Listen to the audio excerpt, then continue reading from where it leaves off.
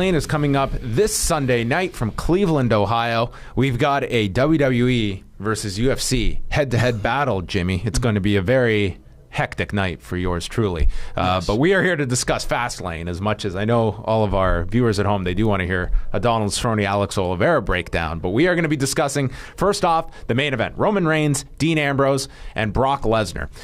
What have you thought about the build-up for this? And in particular, let's start off with Brock Lesnar, because this big angle was shot ahead of the Royal Rumble, marrying him to the Wyatt family and leading to the elimination at the Rumble. And since then, nothing. Right. I would go so far as to say it is very possible that that program has changed for WrestleMania, because there have been basically no hints towards it. And honestly, it feels like Brock Lesnar, there are better options for him at WrestleMania. Yeah, that may be right, but at the same time, because this era of everybody saying, oh, it's so predictable, after the Royal Rumble, that was their intention. Once this match was announced, they said, well, here's what's going to happen. The Wyatt family is going to interfere in the match and cost Brock the match, allowing Roman Reigns to win and go forward. And this is going to be a surprise, because I don't think they will get involved. Exactly. Now, this is keeping the Wyatts away from Brock. It's almost like that out of sight, out of mind mentality. Yep. Maybe it'll lull people into a false sense of security that maybe the Wyatts won't get involved. I still kind of feel that they might, but at least now it doesn't appear that way, judging by where they're going, the way it's been built so far. Can we assume that Brock is not taking a pinfall in this? Or because that feels like the reason Dean Ambrose is there, and also the guy that can also use that loss for a further story, whether it's going into WrestleMania, whether it's post-WrestleMania, for an eventual turn and working with Roman Reigns. There seem a lot of options going that way, and I don't think they just want to just trivially beat Roman Reigns or Brock Lesnar. No, I don't think the best course of action is to pin either Brock or Roman Reigns in this match. I mean, I know a lot of people would love to see Dean Ambrose come out of this match and go on to WrestleMania in the main event. I think that's a little bit too soon, but in my opinion, Dean Ambrose would be the right choice if you're going to turn somebody. If you're going to turn either Roman Reigns or Dean Ambrose,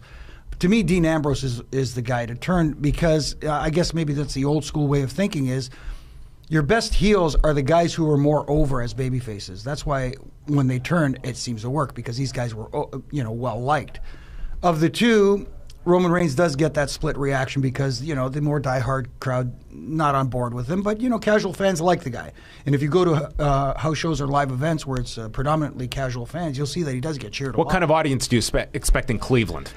I think it's going to be more mixed. Mm-hmm. I don't think it's going to be quite like a Philly crowd or a New York crowd or anything like that. This isn't the Royal Rumble. This is not one where people are booking trips from around the world or even around the country to go attend. Exactly. This is much more a local event audience-wise. So I think there is a possibility that Roman Reigns will get more cheers than boos at this particular pay-per-view.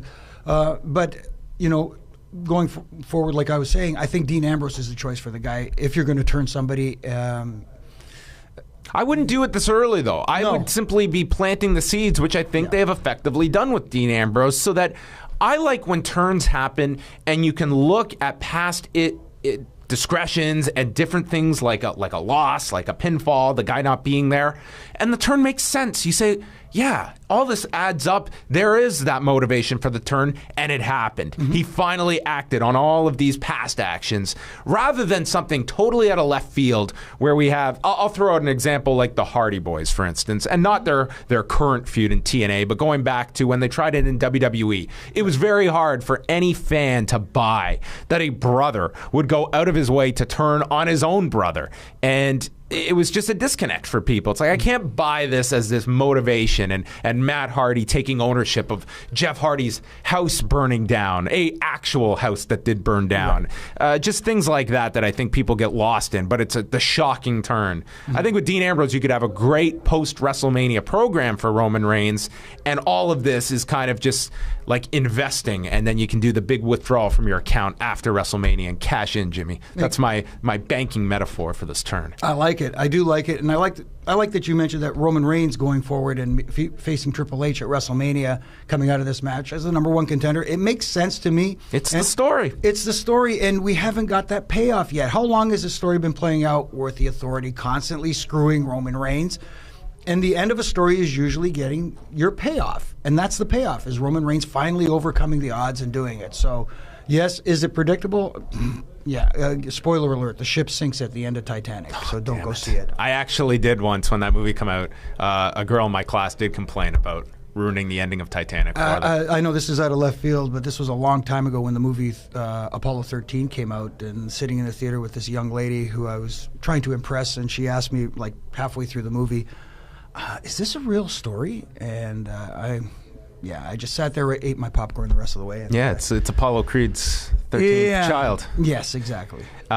As we get back on the fast lane after that detour off the shoulder of the road to Apollo 13 territory, let's look at this. Out of sight, out of mind, you bring up. Have you been at all surprised at the lack of appearances by the WWE champion since the Royal Rumble? I think you could add up his appearances on programming and they would be under 5 minutes in total that he has appeared on television. Hunter has removed himself from television pretty much, other than just popping in for a backstage segment here or there, showing up on the ramp, and that's been about it, because this show has very little to do with him and more so the title shot, and then the Mania build really kicks off the next night in Detroit. It's almost like a 6 of one, half a dozen of the other. You'd like your champion to be more visible on the program, but at the same time, it's giving more focus to, like you said, the number one contendership and that position. So I don't have a problem with it so much as you look back when Brock was champion. How often did he appear? It was very rare. Yeah. So I don't see much of a difference here. And if it's in kind of like with the arrogance of Triple H, where look, I'm the boss, I'm the champ, I can defend it whenever I want. So let's move on down the card. We've got a new Intercontinental Champion in Kevin Owens, who won the title back in the Fatal 5-Way last Monday night, which we can state at the time of this recording, the other four, they are well. They are okay? Yeah. There was no fatality. No fatalities. No, thank God. They do have a good track record of wrestler safety in these fatal 4-ways and 5-ways. But Kevin Owens regains the Intercontinental title, taking on Dolph Ziggler. This plays off Ziggler's wins on television, steering you in the direction that they probably knew they were going this way. And in the weird world that we're in, Jimmy, I think that that's a benefit for Dean Ambrose, that this title is off of him, and it signals to me that they have a focus for him in a singles capacity above the Intercontinental title, because I feel that history dictates that their secondary titles are very much that. There's a certain ceiling that they look at with those titles. Which is unfortunate, because like we saw with the United States Championship, John Cena was elevating that title with the U.S. Open challenges every week. We thought that opportunity was going to present itself when Kevin Owens first won the Intercontinental Championship. I thought a nice long run by Kevin Owens would help elevate that title as well. Maybe not to the levels it used to be at, but at least, make it somewhat relevant. But I just feel like the secondary titles lately have had this ping pong effect, that hot potato issue. That I don't like about what's happening here. But then again, Kevin Owens with the Intercontinental Championship kind of makes sense. It fits with his character, and maybe this is the right time to try and, I hate using the word reset button because it's not really a reset, but at least try to make it somewhat relevant again. Maybe it's time to go back, and I've said this before 100 times, maybe it's time to go back to the brand extension, the brand split, have guys specifically on separate programs, leave the U.S. title on one show, leave the Intercontinental Championship, and make them the focus, and you can have your world champion ping pong back and forth. You have not been the first person to throw out the brand extension idea, and you're seeing, to me, and a lot of this is the commentary, but you're also seeing distinctions now between Raw and SmackDown. They used to be pretty much, you could color them with the same brush. What you saw on Raw was effectively what you were getting on SmackDown. Not a whole lot of diversity. You are seeing that now, and I think we certainly allot that to the changeover in announcing. There is a distinct difference, but the show also has a different feel to it. And now is the time that I guess the hesitancy is that you've got this 3-hour beast on Monday nights, and you have a roster that has been riddled with injuries. It's not the deepest roster to begin with when everyone's healthy, and separating them, it seems like there are some challenges. However, you've also got 100 guys in developmental. Only a fraction of them are on NXT television, and that becomes the issue. NXT has their requirements, their touring. They want to keep that roster pretty boastful, but at the same time, the main roster is the priority. Exactly. And like if you do this brand extension, I'll give you an example. Like back when I was in the WWE and during the brand extension, there was that friendly competition between both shows. And did you actually get drafted, Jimmy? Was there actually a drafting of the referees? It was like just when they decided that the referees were going to be brand specific as well, as they called it, brand specific. Yeah. It even ordered the shirts and everything. Yeah. Yeah, they ordered new shirts and everything. They just said, you know what? This crew's going to be SmackDown. These guys are going to be Raw.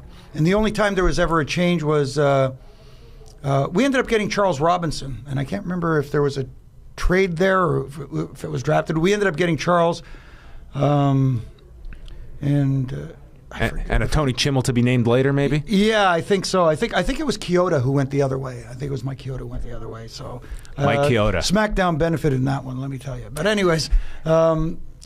Yeah, I kind of liked it because we had this friendly rivalry going on, and we always viewed Raw as the entertainment program, the flagship entertainment program, and we kind of considered ourselves the more wrestling-oriented program. Yeah, the meat and potatoes wrestling show, which SmackDown certainly had that distinction for a while, especially when the brand split begun. Yeah, and I think maybe there is a little bit of a concerted effort, like you said, that it's starting to kind of ease that way now.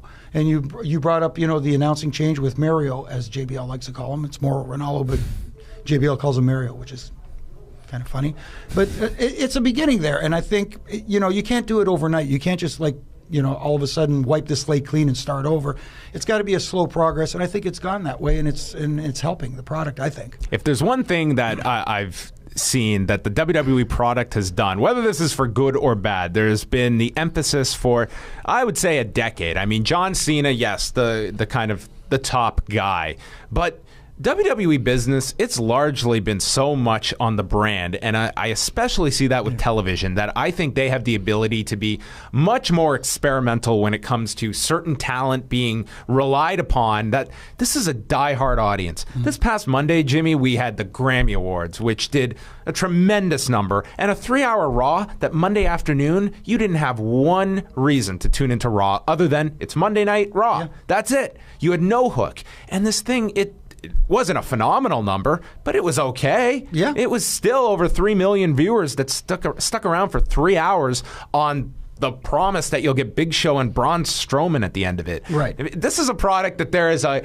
heavy, loyal audience to, that you throw them anything, they're going to digest it. And history shows new, fresh talent, it typically moves the needle up and not down. And they have that ability with fresh talent from NXT that comes up after WrestleMania. If you really want to go forward with this, I don't think the SmackDown number would get slaughtered. I think there would be a lot of curiosity at how SmackDown is being repackaged if they go that direction. And there was, even back then, they did surveys, and they I don't know how accurate these numbers were, but they were saying that 70% of the audience that watched Raw on Monday nights during the brand extension did not watch SmackDown on Thursdays or Fridays. Right. It was like almost like the majority of the audience was completely separate, almost like they had their own audiences. So they totally believe that, because that's why you saw that Dudley promo on Monday, which was essentially recapping what they said on SmackDown. Exactly. And I mean, yeah, they had their internal knowledge, and if that's what their audience, if that's what the crossover is like, you do see a distinct kind of like polling numbers. Exactly. Yeah. You can't always put all your faith in them. No. But we are not going to get into Jimmy Korderas politics. That's what Twitter is for. No, yeah. Let's get back to the card. Charlotte is going to be defending the Divas title against Brie Bella, who definitely is winding down her career by her own admission and probably wrapping up by the summer, if not earlier.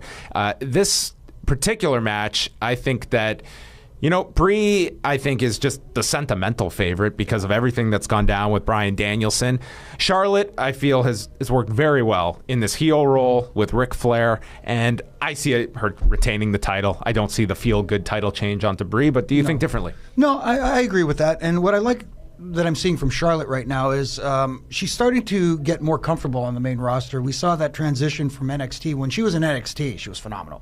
Even on the microphone, she felt comfortable, with her promos and stuff like that. Coming up to the main roster, which is a bit of a different animal because the promos are a little structured a little differently from NXT.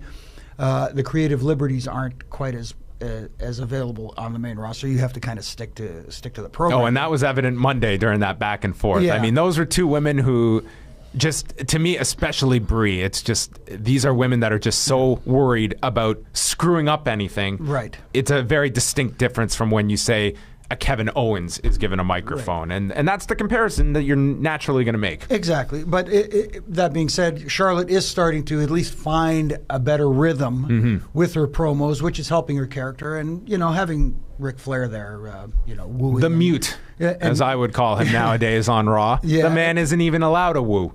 Well, they're kind of like off in the distance now. They kind of turn down the side mics there so they can't pick up the wooing. But the jacket still comes off and gets flailed around a lot. I'm just waiting for the elbow to drop. That's all. Jerry Lawler was on Mauro Ranallo's podcast a few weeks ago, and he was talking about just being in amazement backstage that here is Ric Flair, one of the great promo men, walking around backstage, remembering his script lines. And all I could think of, yes, that's crazy that Ric Flair is here, one of the great promos of all time. What's he memorizing? Right. Like, I swear I don't think he could even fill 3 lines of a script to possibly have to remember all that. Like, right. Smile, nod at Renee, and, tap the shoulders when you're out there. I think he's got the routine down. Yeah. What's he memorizing? I have no idea. But you know what? I'd be curious to find out because, you talk about guys cutting promos and sticking to the script. I'd be curious to find out whether Paul Heyman is actually sticking to what he's been giving, or does he have that creative freedom to go? I think a lot of the key guys are giving those freedoms, and I would go so far as to say I think that a talent that is up and coming that were to veer off and not screw up, I think they would be applauded for that and wouldn't have to necessarily be as fearful of going off script as it would be here's someone that got the message across and took a chance, yes. and it worked. Yeah. If you fall on your face, that will absolutely be held against you. Of course. But then, that being said, if Paul Heyman is sticking to the script, then he's phenomenal at making it his own. That's for sure. We've got the Titans of the WWE, Jimmy. The Titans. What a nod to our the former parent company of this World Wrestling Federation / Entertainment. Kane teaming up with the Big Show and Ryback to take on the Wyatt family minus Bray Wyatt, who will be in the corner of Harper, Rowan, and Braun Strowman. Is this going to be just an annihilation by the Wyatt family? I think it has to be a showcase for someone like Braun Strowman. If that's the guy that they want to make a big deal out of the Wyatt family, and that's what it appears to be, then he has to be very impressive. And guys, I get it. People are kind of like, oh my God, here we go, Big Show and Kane again. But these are guys that they're veterans that their purpose now is to elevate other talent. Yep. And that's what's going to happen, I believe, on Sunday. Is Braun Strowman's going to come out looking like a big monster, and he's going to get the rub from this. And where do you see the Wyatts landing at WrestleMania? If Bray and Brock happens or doesn't happen, we'll find out. But the others, in particular, are these guys all designated for the Battle Royal? Do you see anything more with them on that card? You could. I kind of maybe see because the tag team situation, every WrestleMania, it almost seems like it's a multi-team thing. So maybe you could throw like Luke Harper and Eric Rowan into the tag team mix. But I probably see them all in the Andre the Giant Memorial Battle Royal. The third match involving AJ Styles and Chris Jericho also happening at Fastlane. I've really enjoyed this build-up. I think Chris Jericho has been the perfect guy to match with AJ Styles since he's come onto the roster, and I pointed this out with Way earlier this week. Chris Jericho is in the adversarial role to AJ Styles. He's also playing his de facto manager, because when he goes on commentary or he cuts the lion's share of the promo, he's putting over AJ Styles. He's bringing up all of his past credentials. He's speaking on behalf of AJ Styles while playing his opponent, and I think it's been a clever way to get AJ Styles across, a guy who isn't a dynamite promo. I also don't think he's awful, but this is someone that I think has been, for all the criticism that goes out there about, how can you beat this guy and the handling of AJ Styles, I think this has been a great jumping off point for AJ Styles and the company. He's working with a tremendous talent, and I think they're going to have a very good match on Sunday and probably get more time than any of their television matches have received. Yeah, and you brought up the best point, is that through this thing, Jericho playing the subtle heel, I guess you would say, throughout this this rivalry, this feud that's going on between the two, good heels, what they do is they pump up the babyface. Because if you tell everybody that this guy is a piece of crap and why do I even bother getting in the ring with him, why should I care? Now you're making the guy look like $1 million, but in the whole process, he's saying AJ Styles is great. He's been, tremendous talent all over the world. He's won championships, pumping him up, but I'm better than him. Like a good heel. So he has those natural instincts that only veterans are going to have. When you heard on commentary Michael Cole bring up the redneck rookie line, and Jericho just shut him down, stating that was the Miz's line, and it was just this segment is putting the spotlight on AJ Styles. We are building him up. Right. Your line about the redneck rookie serves that purpose in no way. No. So let's move on. And he shut down Cole. Right. And those are the instincts that only a select amount of people are going to have when it comes to developing a star, and not pointing out catchy little insults that we've just got to ram down people's throat. So nonetheless, I think AJ wins this match. I think that this can spin off Chris Jericho to, whether it be another program, whether it's the idea that they continue on with this. I don't think that's the worst idea in the world, unless they have a big idea for AJ Styles at WrestleMania. But this has been a fun program so far. Yeah, and they did plant the seed at the Royal Rumble with having Kevin Owens eliminating AJ Styles in his WWE debut, so that seed has been planted, and maybe that's where that road leads at WrestleMania. What is Chris Jericho going to be doing at WrestleMania?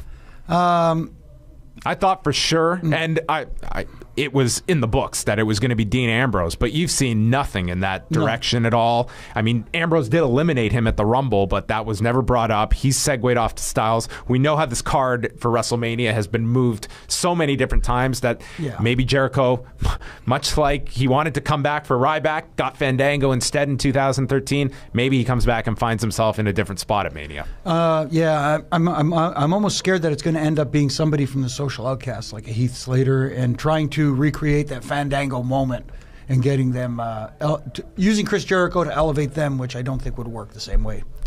We shall find out. What else do we have? We've got the tag match involving Sasha Banks and Becky taking on Tamina and Naomi. I think that I feel that Becky should be part of this title match at WrestleMania. I think the three-way is a natural way to go, and I think that is going to be the direction, as opposed to just a singles match with Charlotte and Sasha. And this is the match to get them through this, because this one just rapidly changed course, because coming out of the Rumble, they were doing angles for this, and then it dropped it cold turkey and went to Charlotte and Brie, almost as if they were going to go with maybe Becky for a rematch, and then they thought, let's hold this off to Mania. That's what it feels like. Yeah, and it makes perfect sense. I mean, like you said, have the Brie thing. Maybe that's the bridge to WrestleMania, and have the. I like the idea of a three-way, as long as they don't have another three-way on the card as well. I hope they don't go that direction. They go WrestleMania 2000, where we got one singles match, and it was Terry and the Cat. That was our singles match in 2000. That is right. Everything was multiple person. No, please. No. Fitting everyone onto the card. And don't forget, we're going to have the tag team champions on the. What is it? The Cutting Edge Peep Show. Yes, we got an interview segment that gets onto the main portion, while the U.S. title match is put onto the kickoff. Well, I have a little theory here. There may be a silver lining to this, in the fact that, Edge and Christian, the last time they had their little interaction with the New Day backstage in Baltimore, we saw the Dudley Boys show up. Okay. And John. Maybe we get Edge and Christian introducing a new tag team to the main roster to challenge New Day at the pay-per-view. Oh, boy. Maybe, I don't know, maybe an Enzo and Cass or somebody like that. Wow, someone putting on his fantasy booker cap here. Trying. I mean, I don't like... It's on the main show for a reason. Yeah. I mean, they other than just pushing the show after Fastlane on the network, I think that it's the opportunity to at least do an angle, because the New Day are not involved with anyone at the moment. And the Dudleys... I mean, I'm surprised the Dudleys and Usos didn't get put onto this show. That seemed to be the direction they were going, but maybe they're holding that off. I don't know. Yeah. In a non-tables match.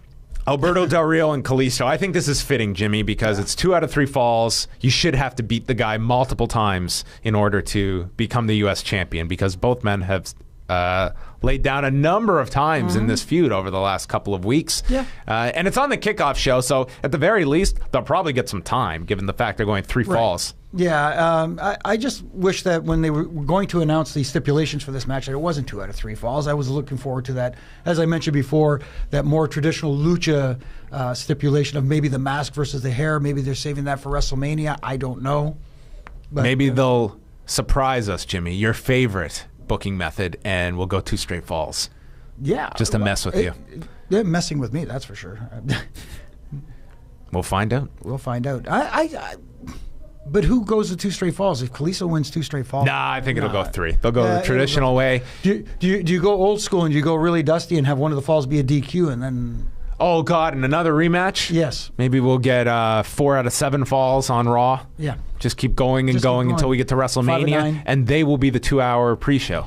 Exactly. 7. Texas Death Match, 1 hour, and who gets the most falls wins. Oh, I was going to say Mexican Death Match. But you could do. I mean, you're in Texas, but you could. You're right near the border, though. Mexican Death Match. A border death match. There you go. Yes. But I don't think. Well, it's WWE, so they won't use the word death. Oh, that's true. Border fatality match. Yeah. They're fine with fatal. Death, that's too much. The Mortal Kombat match. That's too extreme. All right, Fastlane is coming up Sunday night, Cleveland, Ohio, at the beautiful Quicken Loans Arena. That building has changed names so many times. To me, it's still Gund Arena. I don't know.